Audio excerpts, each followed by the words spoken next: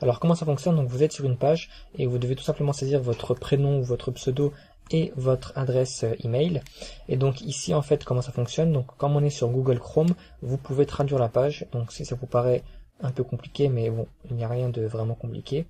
Voilà, donc vous cliquez en dehors pour récupérer le contrôle, donc ici par exemple. Voilà, et en fait lorsque vous êtes sur cette page, donc vous avez la traduction. Alors on peut revenir sur la page en anglais, ou vous pouvez continuer sur la page en français, c'est comme vous le souhaitez.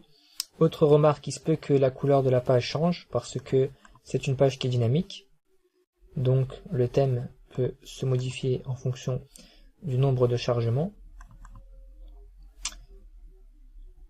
Voilà, donc ici vous avez donc un autre thème, donc il se peut que la page soit un peu différente, mais il n'y a pas de souci. C'est le même principe, vous mettez ici votre prénom et votre mail. Donc on va prendre par exemple, je vais prendre un exemple, je vais mettre par exemple ici Joël, et là je vais mettre par exemple joël.yuna.business@gmail.com, et en fait je clique sur Create My Account ou sur Créer mon compte, donc si vous l'avez traduite.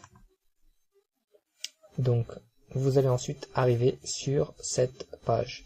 Et en fait, vous aurez tout simplement à aller dans votre boîte email pour confirmer donc votre inscription. D'accord? Donc là encore, vous pouvez traduire la page pour avoir les instructions en français. Donc voilà, activez votre adhésion par email. D'accord?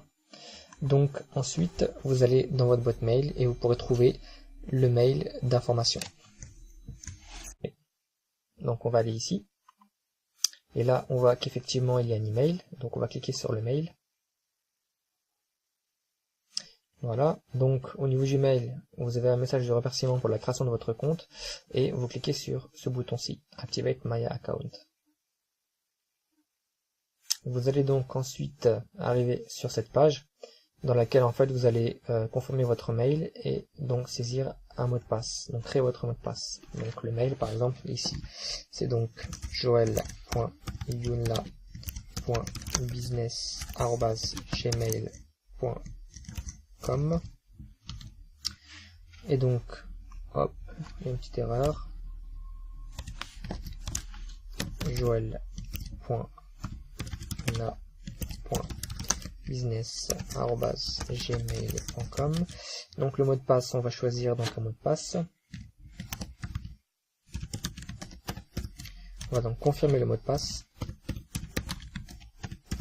Et en fait, on va cliquer sur Activate Your Account, donc pour créer votre compte. Ici, je peux mettre ne pas enregistrer, c'est pas nécessaire. Et voilà.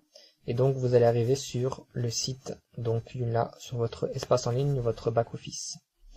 Et donc, vous pouvez ensuite consulter les éléments et aller voir votre parrain ou votre marraine pour la suite donc du processus. Donc, je vous remercie et je vous souhaite un bon démarrage avec Joomla.